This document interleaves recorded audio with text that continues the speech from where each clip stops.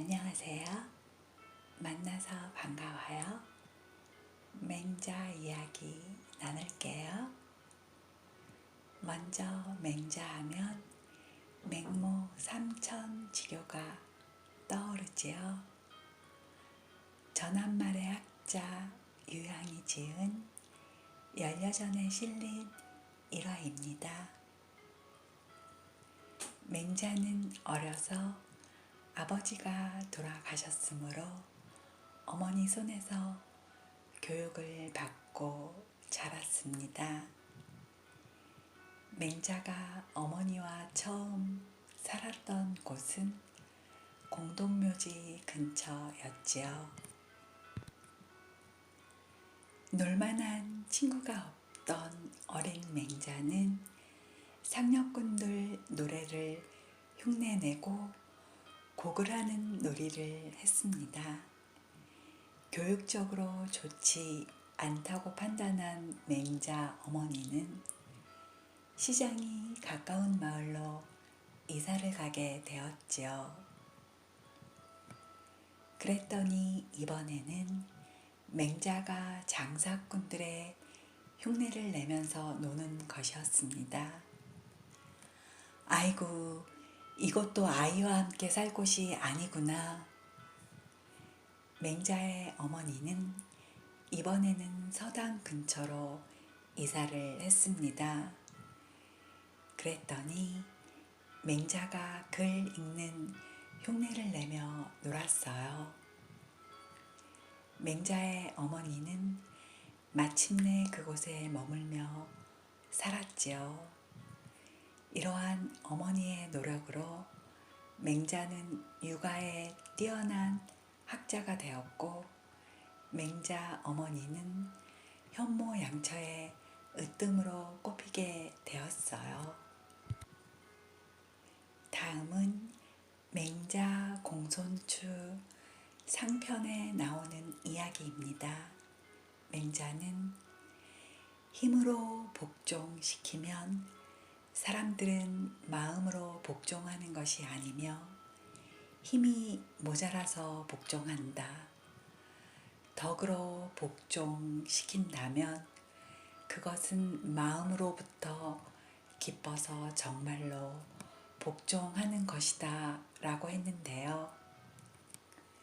많은 통치자들이 힘으로 영토를 넓히려고 할 때 맹자는 덕으로 사람들을 감화시켜 인의를 실천하는 정치, 이른바 왕도 정치를 꿈꾸었습니다.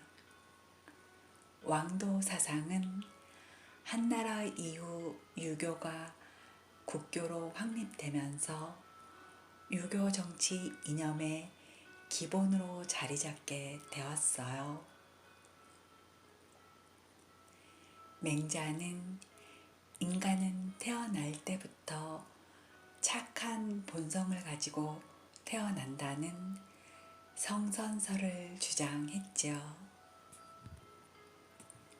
어린아이가 우물에 빠지려는 것을 목격할 때 대부분의 사람들은 어린아이를 구하려고 하죠. 이처럼 다른 사람이 불행이나 고통을 당할 때 차마 그대로 볼 수 없는 마음, 불인 인지심이야말로 사람들 누구나 갖고 있는 착한 본성이다 라고 했는데요. 맹자는 사람의 착한 본성을 수양에 의해 잘 발전시키면 덕을 완성할 수 있으며 평화로운 세상을 만들 수 있다고 했죠. 이러한 맹자의 성선설과 반대되는 사상은 인간의 본성이 악하다고 하는 순자의 성악설입니다.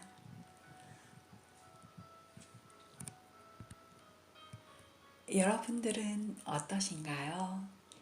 저는 맹자의 성선설이 맞다고 생각하는데요. 맹자는 사람의 본성이 선하다는 성선설의 근거로 사단과 사덕을 들었습니다. 사단이란 인간이 가지고 있는 네 가지의 마음을 말하지요. 맹자는 사람은 누구나 사단을 가지고 있다고 했어요. 첫 번째, 다른 사람이 불행이나 고통을 당할 때 불쌍히 여기는 마음, 측은지심. 두 번째, 옳지 않은 일을 미워할 줄 알고 부끄러워하는 마음, 수호지심. 세 번째, 어른을 공경하는 마음과 겸손한 마음, 사양지심. 네 번째, 옳고 그름을 가리는 마음, 시비지심. 다음은 네 가지 덕인데요. 사덕이죠. 그 첫 번째가 측은히 여기는 마음은 인. 두 번째, 부끄러워하는 마음은 의. 세 번째, 공경하는 마음은 예. 네 번째, 옳고 그름을 가리는 마음은 지로 나타납니다. 맹자가 위와 같이 언급한 네 가지 본성은 누구나 이런 마음을 잘 북돋워 주면 어진 정치를 펼 수 있다고 생각했습니다. 이런 선한 마음은 본래부터 타고나는 것이지만 환경의 영향으로 지키지 못하는 것이라고 했죠. 다음은 맹자 공손추 상편에 나와 있는 맹자와 제자 공손추가 호연지기에 대해 대화를 나눈 내용입니다. 공손추가 물었습니다. 호연지기란 무엇입니까? 말로는 표현하기는 어렵다. 그 기운은 지극히 크고 지극히 강해서 그것을 올바로 기른다면 하늘과 땅 사이를 채울 것이다. 그 기운은 의와 도에 합치되는 것이므로 만약 그렇지 않으면 시들어 없어지게 된다. 이것은 의가 쌓여 생겨나는 것이지 하루아침에 얻어지는 것이 아니다.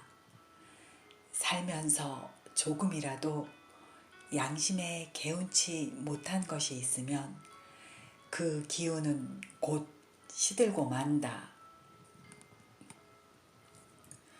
호연지기란 하늘과 땅 사이를 가득 채울 만큼 넓고도 큰 기운을 말합니다. 맹자는 수련을 통해 세상을 포용할 만큼 큰 기상과 흔들리지 않는 굳센 마음을 가져야 한다고 했죠. 다음은 맹자 양해왕 하편에 있는 이야기입니다. 선왕이 물었습니다. 신화된 자가 자기 임금을 죽여도 되는 겁니까? 그러자 맹자는 이렇게 대답했습니다. 인과 의를 해치는 자는 흉악한 자입니다. 흉악한 임금은 임금이 아니라 평민에 지나지 않습니다. 그러니 평민인 주를 죽인 것이지 임금을 죽인 것이 아닙니다. 맹자는 왕이 백성을 고통스럽게 하면 마땅히 백성의 손으로 왕을 바꿀 수 있다는, 즉 왕조가 바뀌는 일, 역성혁명을 주장했어요. 잔혹한 군주는 백성들이 내쳐버려도 좋다. 이렇듯 맹자는 유가 사상가 가운데 유일하게 가장 비판적이고 혁명적인 인물이었어요. 알고 보니 맹자가 혁명적인 사상가였군요. 다음은 맹자 양해왕 하편에 실린 일화입니다. 제나라 선왕이 왕도 정치에 대해 묻자 맹자가 말했습니다. 옛날의 문왕은 늙어서 혼자 사는 호랍이나 남편이 없는 나이든 여자, 그리고 늙어서 자식이 없는 사람과 고아를 가장 궁핍한 백성으로 여기며 먼저 보살폈습니다. 다음은 선왕이 맹자에게 물었습니다. 내겐 재물을 좋아하는 병이 있습니다. 그러자 맹자가 말했습니다. 옛날에 주나라의 공유도 재물을 좋아했습니다. 하지만 백성들에게 창고에 식량을 쌓아두고 편히 지내도록 했고, 먼 길을 떠나는 사람들에게는 충분한 양식을 가져가게 했죠. 그러자 선왕은 또 다른 핑계를 대었어요. 내게는 또 여자를 밝히는 병이 있습니다. 그러자 맹자는 이렇게 대답했죠. 옛날 태왕은 여자를 좋아해 자신의 아내를 끔찍히 사랑했죠. 그 시대에는 시집 못 가 원망하는 여자가 없었고 외로운 남자가 없었습니다. 왕께서 여자를 좋아하시되 백성들과 함께 하신다면 왕도 정치를 펴시는데 무슨 어려움이 있겠습니까? 재물과 여색도 백성과 함께 하라는 의미군요. 맹자는 어떻게 구성되었나요? 7편으로 각 편마다 상하로 나뉘어 있습니다. 상편 양해왕, 공손추, 등문공의 3편은 주로 정치 이야기, 하편은 주로 이루, 만장, 고자, 진심의 4편은 주로 제자와의 대화를 다루고 있습니다. 제1편은 양해왕 편으로 맹자가 제후국을 돌아다니며 자신의 뜻을 펼치는 내용입니다. 제2편은 공손추 편으로 맹자가 그의 제자인 공손추와 왕도 정치에 대해서 나눈 이야기가 실려 있습니다. 제3편은 등문공 편으로 왕의 국가 통치에 대해서 밝히고 있어요. 제4편은 이루편으로 맹자는 자신을 바르게 할 것을 주장하고 있어요. 제5편은 만장편으로 어진 길로 행할 것을 주장하고 있죠. 제6편은 고자편으로 맹자와 고자가 인성에 대하여 나눈 이야기입니다. 제7편은 진심편으로 백성이 나라에서 가장 귀하고 학문에는 순서가 있어야 한다는 내용이 주를 이루고 있습니다.